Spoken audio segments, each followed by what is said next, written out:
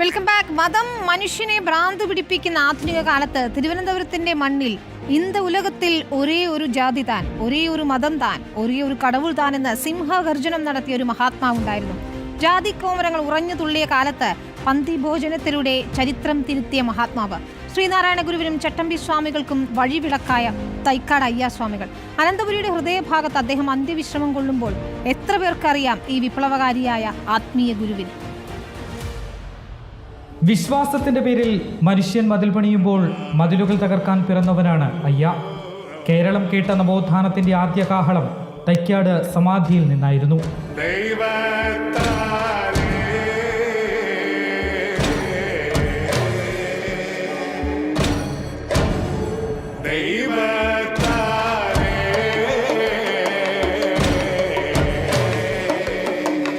അടിച്ചമർത്തപ്പെട്ടവന്റെ വയറു നിറയ്ക്കാൻ ബ്രാഹ്മണനെ ഒരേ പന്തിയിലിരുത്തിയ വിപ്ലവകാരി, ശ്രീനാരായണ ഗുരുവിൻ്റെയും ചട്ടമ്പി സ്വാമിയുടെയും ആത്മീയദാഹം തീർത്ത ഗുരുവര്യൻ.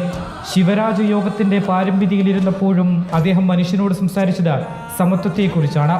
ഇന്ത ഉലകത്തിൽ ഒരേ ഒരു ജാതി താൻ, ഒരേ ഒരു മതം താൻ, ഒരേ ഒരു കടവുൾ താൻ എന്ന ആ തമിഴ് മന്ത്രമാണ് പിൽക്കാലത്ത് ഗുരുദേവനിലൂടെ മലയാള മണ്ണിൽ മാറ്റൊലി കൊണ്ടത്.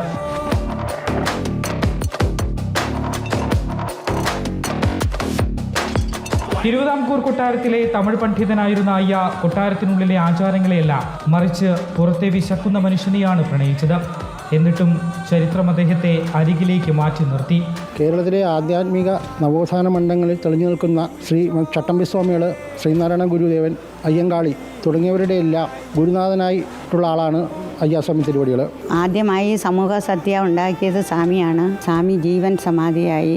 സ്വാമി തന്നെ നിശ്ചയിച്ച സമയത്ത് ഇവിടെ ശ്മശാനത്തിൽ ജീവൻ സമാധിയായി ഇരിക്കുകയാണ്. അപ്പം കവടിയാർ കൊട്ടാരത്തിൽ നിന്ന് ആണ് സ്വാമിയുടെ സമാധിക്ക് സ്ഥലവും എല്ലാം സ്വാമി ആവശ്യപ്പെട്ടനുസരിച്ച് കൊടുത്തത്. ഇന്നും കൊട്ടാരത്തിൽ തന്നെയാണ് ഇതിൻ്റെ രക്ഷാധികാരി. തൈക്കാട്ടെ ശ്മശാന ഭൂമികയ്ക്കരിയിൽ അദ്ദേഹം അന്ത്യവിശ്രമം കൊള്ളുമ്പോൾ ആ മണ്ണിലൂടെ നടന്നു പോകുന്ന എത്ര പേർ അറിയുന്നു ഈ നവോത്ഥാന സൂര്യനെ? ഭേദചിന്തകൾ കരിയുന്ന ഒരു കാലത്തേക്ക് നമുക്ക് അയ്യയെ തിരിച്ചു വിളിക്കാം. വീഡിയോ ജേർണലിസ്റ്റ് ശിവപ്രസാദിനൊപ്പം reporter Ashan Diego, in reporter, Thiruvananthapuram.